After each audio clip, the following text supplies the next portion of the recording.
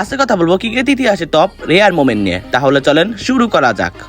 আর এই লিস্টটা শুরু করা হলো এমন এক ঘটনা নিয়ে যেখানে MS ধোনি নিজের কাছে উইনিং শট খেলার সুযোগ থাকার পরেও সে উইনিং শটটা খেললো না, বরং তার টিমমেট বিরাট কোহলিকে দিয়ে খেলালো। আর এই ঘটনাটি ঘটেছিল 2014 সালে ইন্ডিয়া এবং সাউথ আফ্রিকা T20 ওয়ার্ল্ড কাপের সেমিফাইনাল ম্যাচে, যেখানে ইন্ডিয়া জেতার জন্য 7 বলে 2 রানের দরকার হয়। সবাই মনে করছিল ধোনি এই ম্যাচটাকে সিগনেচার স্টাইলে ফিনিশ করবে, কিন্তু তিনি এই ম্যাচে সম্পূর্ণ ক্রেডিট বিরাট কোহলিকে দিয়ে দেন। কেননা বিরাট কোহলি এই ম্যাচে অসাধারণ একটি ইনিংস খেলেছিল, তাই তিনি এই মোমেন্টের একটা ক্রেডিট বিরাট কোহলিকে দিতে চেয়েছিলেন। যার ফলে এর পরবর্তী বলে বিরাট কোহলি একটি বাউন্ডারি মেরে ইন্ডিয়াকে এনে দেয় এক অবিশ্বাস্য জয়।